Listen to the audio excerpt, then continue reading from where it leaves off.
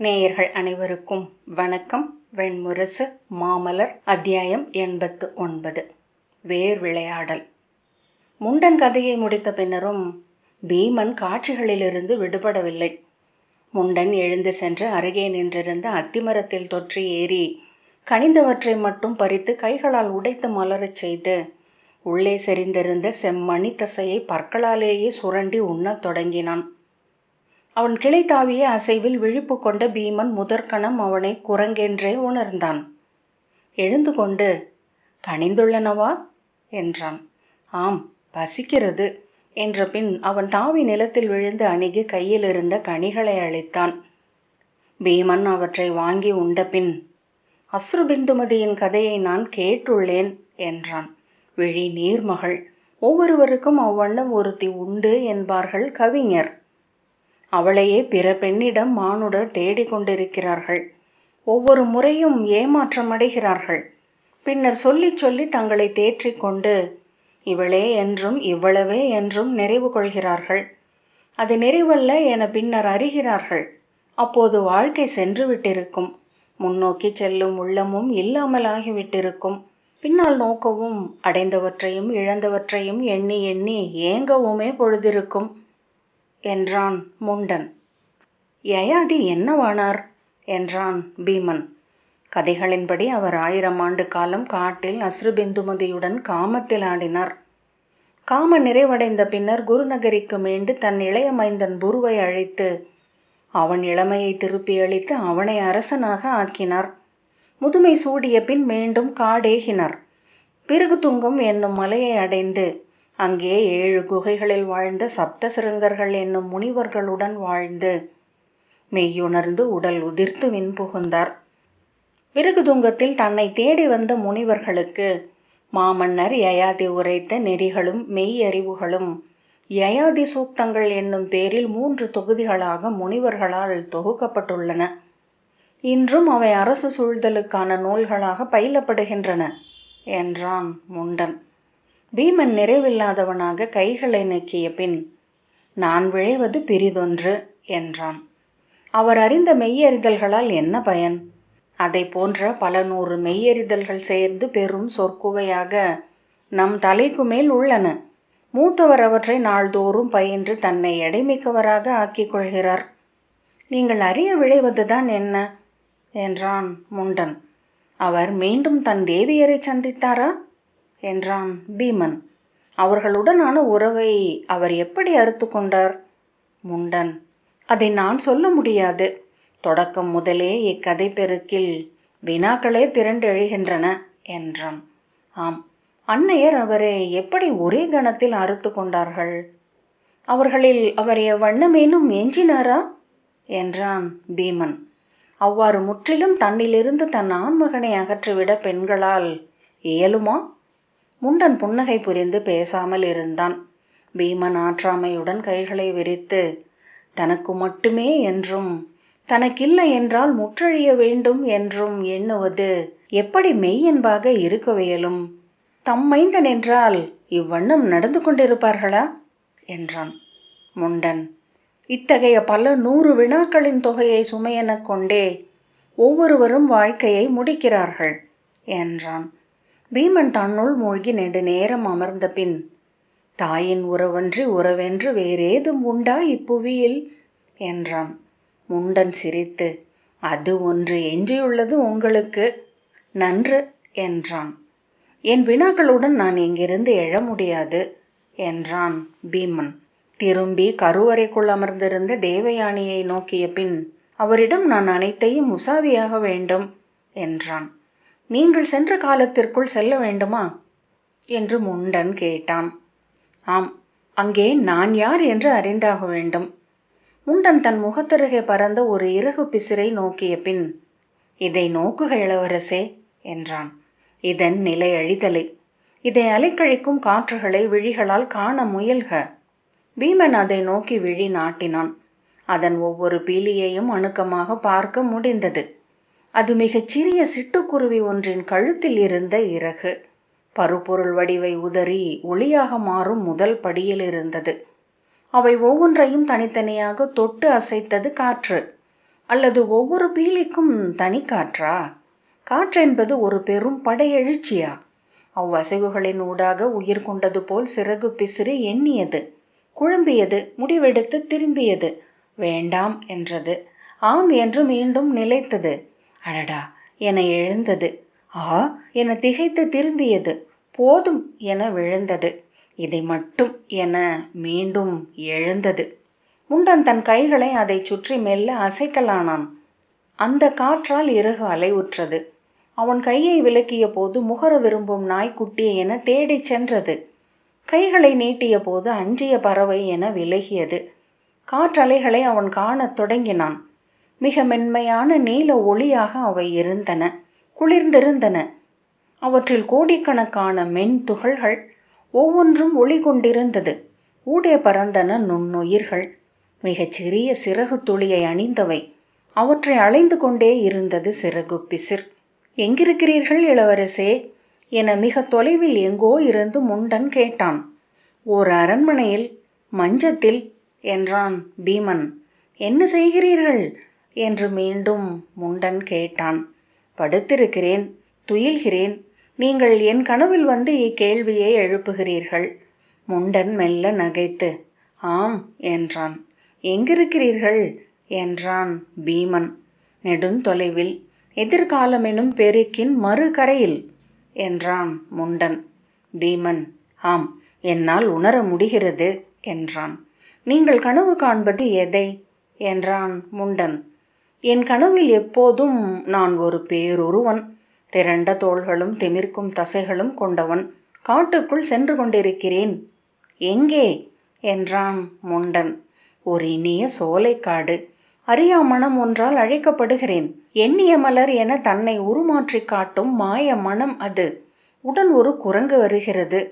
முண்டன் சிரித்து குரங்கா என்றான். ஆம், தாவியும் சுழன்றும் எழுந்தும் அது கையூன்றி முன் செல்கிறது. நிழல் என, வழிகாட்டும் நிழல். அந்நிழலை நான் தொடர்கிறேன், அதன் அசைவுகளை நிகழ்த்துகிறேன்.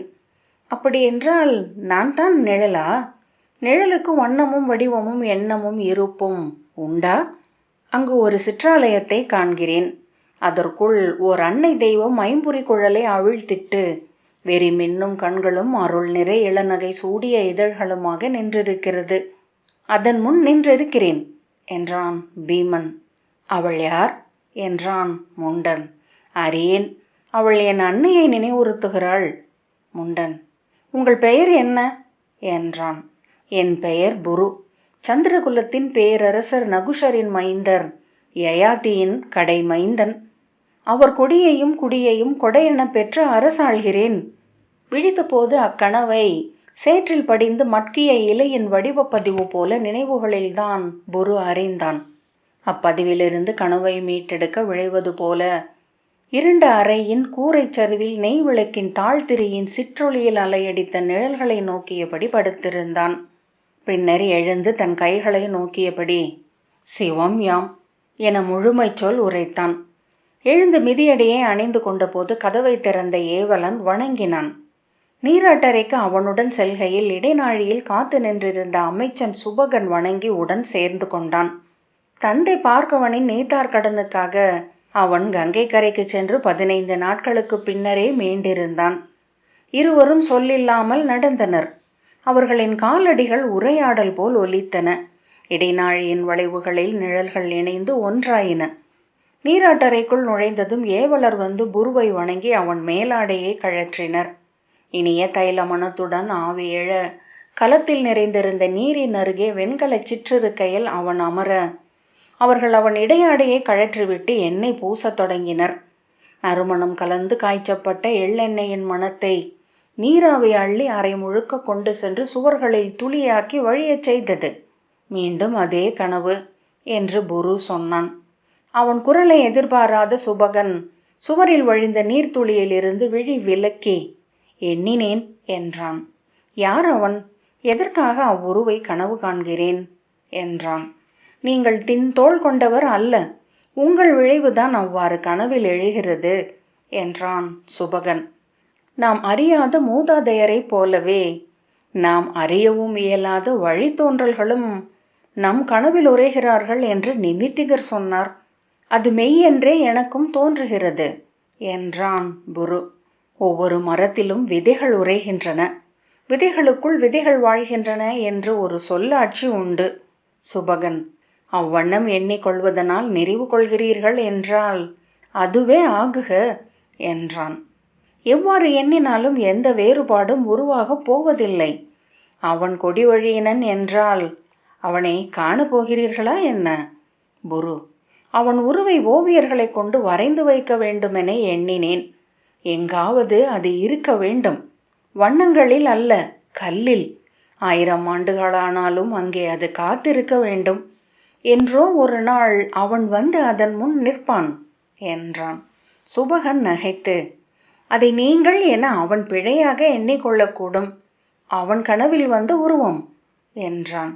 இந்த நுண்ணிய வலைப்பின்னலை நெய்து கொண்டிருக்கும் கைகளிடம் எங்களுக்கும் இதை ஆடத் தெரியும் என்று காட்ட வேண்டாமா என்றான் புரு. அவனை நான் அத்தனை நீர்ப்பரப்பிலும் முகமென காண்பேன். மஞ்சள் நிறமும் பெரிய தாடையும் கொண்ட முகம், விழிகள் சிறியவை, ஆனால் அழியா நகைப்பு சூடியவை. அவன் பேருடலுக்குள் இருக்கும் அறியா சிறுவன் ஒருவன் ஒவ்வொரு அசைவிலும் வெளிப்படுவான். சுபகன்: அரசே, நீங்கள் இளமையை முற்றிழந்தவர். அக்கனவு அதனால்தான் என நினைக்கிறேன் என்றான். நீயே சொன்னாய், இப்படி எண்ணிக்கொள்வதில் பயன் ஏதுமில்லை என. அப்படியென்றால் ஏன் குறைத்து அறிய வேண்டும்? பெருக்கி அறிவது உவகையாவது அளிக்கிறதே என்றான் புரு. அவ்வாறெனினும் ஆகுக என்று சுபகன் சிரித்தான். சோதர்களை கொண்டு அதை பாடச் செய்வோம். நுரையெனப் பெருக்குவார்கள். பின் கவிஞர்களை கொண்டு எழுதச் செய்வோம். நுரையை பளிங்குப்பாறையாக்கும் சொற்றிறன் அவர்களிடம் உண்டு என்று புரு நகைத்தான்.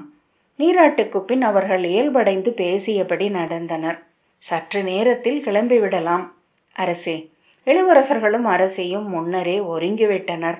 தேர்களும் வண்டிகளும் காவலர் படைகளும் காத்திருக்கின்றன என்றான் சுபகன். புரு: ஆம், கிளம்ப வேண்டியதுதான். ஒவ்வொரு நாளாக இந்நாளை நோக்கி எண்ணி எதிர்பார்த்து அணுகினேன். கிளம்பும் தருணத்தில் ஒரு தயக்கம் இக்கணங்களை நீட்டித்து அதை ஒத்தி போடச் சொல்கிறது. இப்போது நானே நம்பும் ஒரு செயல் மாற்று அளிக்கப்படும் என்றால் தவிர்த்து விடுவேன். சுபகன் புன்னகைத்து ஒன்றும் சொல்லாமல் தலை வணங்கி வெளியேறினான். அவனிடம் சொன்னவற்றை பற்றி எண்ணிக்கொண்டு அணிச்சேவகரிடம் தன் உடலை அளித்தான். அவர்கள் நறுஞ்சுண்ணம் பூசி அரச உடையும் அணிகளும் பூட்டி அதை ஒருக்குவதை ஆடியில் நோக்கி கொண்டிருந்தான். அவன் உடல் பிரிதொன்றாகி எழுந்து கொண்டிருந்தது. சிறகு பூண்டு கூடு திறந்தெழும் பட்டாம்பூச்சி என. ஏவலர் இருவர் அரச முத்துரை கொண்ட பட்டத்தலைப்பாகையை அவனுக்கு சூட்டிய போது அவன் மெல்லிய திடுக்கிடலை உணர்ந்தான். ஒவ்வொரு முறை முடி சூடும் போதும் எழும் எண்ணம், அன்று அடிபட்டு கன்றிய தோல்மேல் என அத்தொடுகை மேலும் அழுத்தம் கொண்டிருந்தது. அவன் முடி சூட்டி கொண்ட போது குருநகரியில் அவன் உடன் பிறந்தார் எவரும் இருக்கவில்லை. யயாதி அவனை கொடி வழியினன் என அறிவித்து முதுமையை அழித்துவிட்டு காணேகிய 3 நாட்களில் அவன் உடன் பிறந்தார் 4 நகர் நீங்கினர். யது நகர் நீங்க போவதாக தன் அணுக்கரை கொண்டு நகரில் முரசறைவித்தான். தெருமுனைகளில் அவ்வறிவிப்பு முழங்கிய போது மக்கள் திகைத்து நின்று கேட்டனர். உணர்வெழுச்சியுடன் சினத்துடன் வஞ்சத்துடன் சொல்லாடி கொண்டனர். குருதி வழி என்பது தெய்வங்களால் அருளப்படுவது. அதை மாற்ற மானுடருக்கு ஆணையில்லை என்றார் முதிய அந்தனர். இம்முடிவை தெய்வங்கள் விரும்பி இருந்தால் முதல் நாள் வரை பலி கொள்ள தெய்வங்களால் இயலாதா என்ன என்றார் பூசகர் ஒருவர். மூதாதையர் மூச்சு வெளியில் நின்று பதைக்கிறார்கள். அரசன் தன்னலம் கருதி எடுத்த முடிவு இது என்றார் அங்காடி முனையில் கூடியிருந்த கூட்டத்தில் நின்றிருந்த பெருவணிகர். இதோ அசுர குருதி நம்மேல் கோல் ஏந்தி அமரவிருக்கிறது. தோழரே, இவை அனைத்தும் இதன் பொருட்டே நிகழ்த்தப்பட்டன. இது சுக்கிரரின் சூழ்ச்சி, ரிஷபர்வனின் அரசாடல் என்றார் சூதர் ஒருவர். ஒவ்வொரு நாளுமென ஒற்றர்கள் ஓலை அனுப்பி கொண்டிருந்தனர். மீண்டு வந்து ஒரு முறை அவன் அத்தனை ஓலைகளையும் படித்தான். தான் அமர்ந்திருப்பது எதன் மேல் என அறிந்து கொண்டான். குலமூத்தார் 12 திரண்டு அரண்மனைக்கு வந்து அமைச்சர்களுடன் சொல்லாடினர். பேரமைச்சர் சுகிர்தர், நான் இதில் சொல்வதற்கேதுமில்லை. அமைச்சன் என என் கடமையை செய்ய வேண்டும் என்றார். நீர் அமைச்சர் மட்டும் அல்ல, அந்தனர். அறமுறைக்க கடமை கொண்டவர் என்றார் குலத்தலைவரான குர்மிதர். அந்தணர் உரைக்கும் அறம் முன்னோரால் சொல்லப்பட்டதாகவே இருக்க வேண்டும். தன் விளைவை அறமாக்க அந்தணருக்கு உரிமை இல்லை என்றார் சுகிர்தர். நூல் நெறிகளின்படி தன் குருதி வழி எது என முடிவெடுக்க வேண்டியவர் அரசர் மட்டுமே, பிற எவரும் அல்ல. அவ்வண்ணம் என்றால் மூத்தவர் நாடு ஆள வேண்டும் என்னும் நெறி எதற்கு? நூல்கள் ஏன் அமைத்தன இதை என்றார் குல மூத்தாரான பிரகிருதர். மூத்தாரே, தந்தையே தன் மைந்தன் எவன் என முடிவெடுக்க முடியும் என்றார் சுகிர்தர். நூல்கள் முடிவெடுக்கும் உரிமையை அரசனுக்கு அளித்தது இதனால்தான். தன் மைந்தரை அரசர் துறந்து விட்டார். அதன்பின் அவர்கள் எப்படி மைந்தர் என சொல்லி முடி கோர முடியும்? குலத்தலைவர்கள் சினந்து, இது பெரும் பழி. பாரத வருஷத்தின் பேரரசியை அவர் துறந்திருக்கிறார். நாங்கள் ஏற்க முடியாது. அசுர குருதியை ஒருபோதும் எங்கள் குடிகள் தலைமை என கொள்ளாது என்றனர். அவர்கள் திரண்டு சென்று அரண்மனைக்கு வெளியே சோலையில் ஒரு சாமி மரத்தடியில் தங்கியிருந்த யதுவை கண்டனர். அரசே, பேரரசியின் குருதியே எங்கள் நாட்டை ஆள வேண்டும். அசுர குருதியிலிருந்து நீங்களே எங்களுக்கு காப்பு என்றனர். உங்களை எங்கள் இளவரசர் எனச் சொல்லி 16 முறை மூதாத்துள்ளோம். இனி அவர்களிடம் சொல் மாற்ற எங்களால் இயலாது என்றார் குல மூத்தாரான சம்பவர். யது கை கூப்பி, என் சொல்லை பொறுத்தருள்க குலத்தலைவர்களே. தந்தையை நாங்கள் கைவிட்டோம், அவர் எங்களை கைவிட்டார். இரண்டும் அத்தருணத்தில் அவ்வாறு நிகழ வேண்டும் என்றிருந்தது. ஒரு நாள் கழித்து ஒரு முறை அமைச்சர்களுடன் சொல்லாடிவிட்டு அவர் முன் நின்றிருந்தால் நான் அவர் முதுமையை ஏற்றுக்கொண்டிருப்பேன். அவருடைய முதுமை நலிவை நேரில் கண்டு என் உள்ளம் அஞ்சி திகைத்திருந்த கணத்தில் அதை நான் கொள்வதை பற்றி எண்ணி பார்க்கவே இயலவில்லை. அத்தருணத்தை அமைத்த தெய்வங்களின் வழிபட்டு நான் கிளம்பவிருக்கிறேன். அவர் அளித்த சொற்கொடை இருக்கிறது, அதுவே நிகழ்க என்றான். உரத்த குரலில் அழுகையும் வெம்மலுமாக, நாங்களும் வருகிறோம். எங்கள் குடிகள் அனைத்தும் உங்களை தொடரும். இங்கே வெற்று நிலமும் கட்டடங்களும் எஞ்சட்டும். அதை கோல் கொண்டு ஆளட்டும் அசுரகுடியினன் என்றார் பிரகிருதர். என்னுடன் வருபவர்கள் வரலாம். ஆனால் எந்தையின் சொல் என்ன என்று அவர்கள் அறிந்திருக்க வேண்டும். காட்டெறி என பரவும் வாழ்க்கை, நீர்நிழல் என நிலை கொள்ளா இருப்பு, ஆபுறக்கும் எளிய தொழில் என்றான் யது. ஆம், ஆனால் உங்கள் குடி பெருகி கிளை கொண்டு பாரதத்தை மூடும் என்றும் சொல் உள்ளது. அது போதும், வருகிறோம், இது எங்கள் சொல் என்றார் குர்மிதர். ஆனால் மறுநாள் 5 குலங்கள் மட்டுமே அவர்களுடன் கிளம்பின. அக்குடிகளிலும் ஒரு பகுதியினர் பின் எஞ்சினர். சினக்கொதிப்புடன் நாடு நீங்குவதாக வஞ்சினம் உரைத்து ஆடவர் இல்லம் திரும்பி மகளிரிடம் சொன்னபோது அவர்கள் வழிகள் மாற முதலில் அதற்கு உடன்பட்டனர். பின்னர் நிலத்தையும் குடியையும் விட்டு செல்வதன் இடர்களைப் பற்றி உரைக்கலாயினர். நிலம் நீங்குபவன் குடியை இழக்கிறான். அந்நிலத்தில் நடுக்கற்களென நின்றிருக்கும் மூதாதையரையும் துறக்கிறான். சென்றடையும் நிலத்தில் அவன் ஈட்டுவதே குலம் என்றாகும். குலமும் நிலமும் நம் மூதாதையர் நம் மைந்தருக்கு அளிப்பவை. அவற்றை மறுக்க நமக்கு உரிமையுண்டா என்றாள் மூதன்னை ஒருத்தி. மறுநாள் முதற் புலரியில் யது நகர் நீங்கினான். முந்தைய நாள் இரவு சிற்றமைச்சரான லோமரூகர் வந்து சுகிர்தர் முன் பணிந்து மறுநாள் தான் யதுவுடன் செல்லவிருப்பதாகச் சொல்லி ஆணை கோரினார். நானும் என் குலத்து இளைய அந்தனர் 180 இளவரசருடன் செல்ல முடிவெடுத்துள்ளோம். உத்தமரே, உங்கள் நற்சொல்லை நாடுகிறோம் என்றார் லோமரூகர். இந்நிலையிலும் அரசனை அந்தணன் கைவிடலாகாது என்பது நூல் நெறி. அந்தணர் உடனிருந்து வேத சொல் கொண்டு மூவெறி ஓம்பும் வரைதான் இளவரசர் அரசர் எனப்படுவார். நம் கடன் இது, நன்று சூழ்க என்றார் சுகிர்தர். லோமரூகர் அவரை வணங்க, செல்லுமிடம் ஏதென்று அறியோம், அங்கு சூழ்வதென்ன என்பதும் ஊழின் கைகளில். ஆனால் அந்தணரால் அரசர் கைவிடப்பட்டார் என்னும் சொல் எழலாகாது என்றார் சுகிர்தர். யது அரண்மனையிலிருந்து கிளம்பும் போது சுகிர்தரை தாழ்பணிந்து வணங்கினான். இளவரசே, அந்தணர் சொல் துணை கொள்க. படை வீரர்களை உடன் பிறந்தார் என எண்ணுக. துணிய வேண்டிய இடத்தில் துணிக. பொறை கொள்ள வேண்டிய இடங்களில் பொறுப்பதே அத்துணிவை எய்துவதற்கான வழி. எந்த வெற்றியும் எத்தோல்வியும் அத்தருணத்தால் அச்சூழலால் முடிவாவதல்ல என்று உணர்க. நீண்ட கால வெற்றியே வெற்றி. மீண்டெழ முடியாது போவதொன்றே தோல்வி. என்று சுகீர்த்தர் வாழ்த்தினார். நலம் சூழ்க, தெய்வங்களும் மூதாதையரும் உடன் எழுக, ஆம் அவ்வாறே ஆகுக என வாழ்த்தி வேத சொல் உரைத்து நீர் தெளித்தார். எது திரும்பி பார்க்காமல் நடந்து சென்றான். எத்தனை பேர் தொடர்கிறார்கள், அவர்கள் கொண்டு வருவன என்ன என்று அவன் நோக்கவில்லை. 100 வண்டிகளிலும் 200 அத்திரிகளிலும் பொருட்களையும் குழந்தைகளையும் பெண்டிரையும் ஏற்றிக்கொண்டு படைக்கலங்களை ஏந்தியபடி 5 குலத்தவர் உடன் சென்றனர். குருநகரியின் 1000 படை வீரர்கள் படைத்தலைவன் சத்ரசேனனால் வழிநடத்தப்பட்டு உடன் சென்றனர். குருநகரியின் கோட்டையை கடந்ததும் அவனுடன் சென்ற குடிமக்கள் உளமாற்றாது திரும்பி நோக்கி விம்மினர். சிலர் மண்ணில் அமர்ந்து தாங்கள் செல்லப் போவதில்லை என கைகளால் அறைந்தபடி அழுதனர்.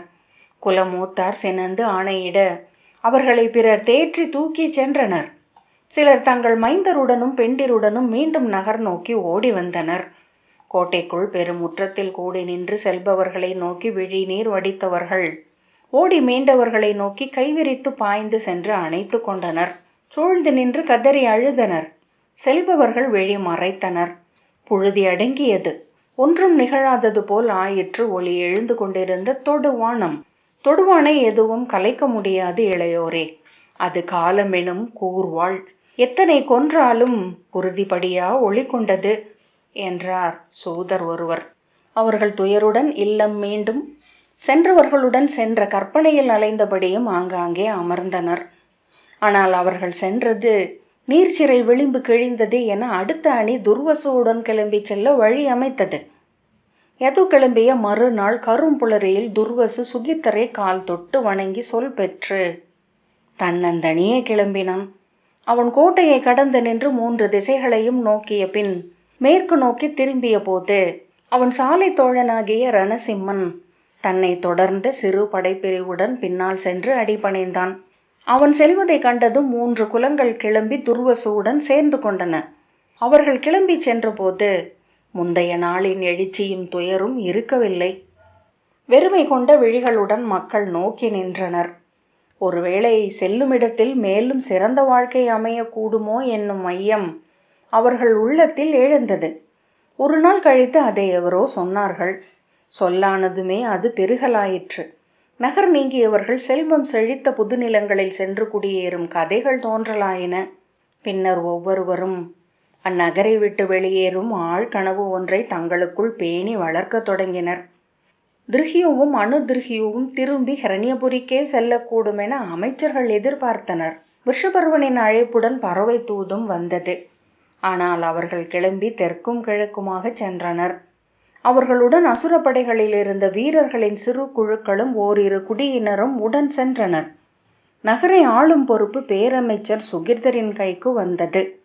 அவர் அமைச்சர்களின் சிறு குழு ஒன்றை அமைத்தார்.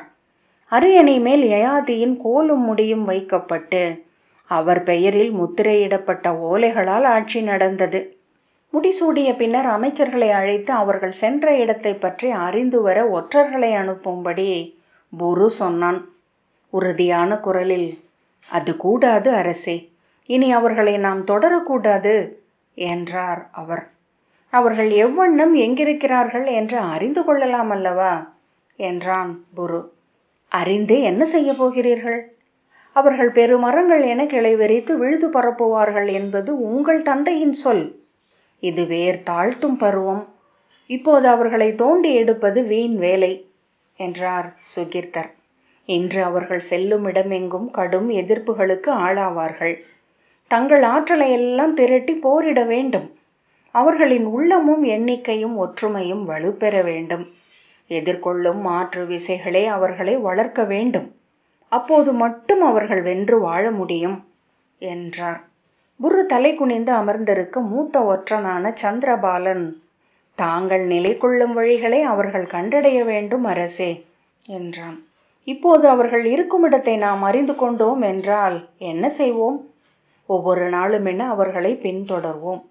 அவர்களுக்கு எதிரிகள் எழுகையில் நாமும் அவர்களை எதிரிகள் என கொள்வோம். போர் நிகழும் என்றால் உதவிக்கு படை கொண்டு செல்ல விழைவோம் அரசே. அவர்கள் 4வரும் 4 திசைகளுக்கு சென்றிருக்கிறார்கள். 4 திசைகளுக்கும் படையனுப்பி காக்கும் ஆற்றல் நமக்கு இல்லை. நம்மால் இயலாதவற்றை எண்ணி ஏங்கி சலிப்பதே அதன் விளைவென்று ஆகும் என்றார் அமைச்சர். மேலும் அவ்வாறு அவர்களுக்கு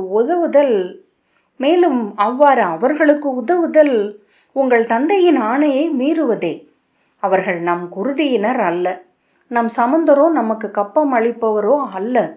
குருநகரியின் மக்களின் செல்வத்தையும் வீரர்களின் உயிரையும் எந்நெறியின் பொருட்டு அவர்களுக்காக செலவிடுவீர்கள் என்றார் சுகிர்தர்.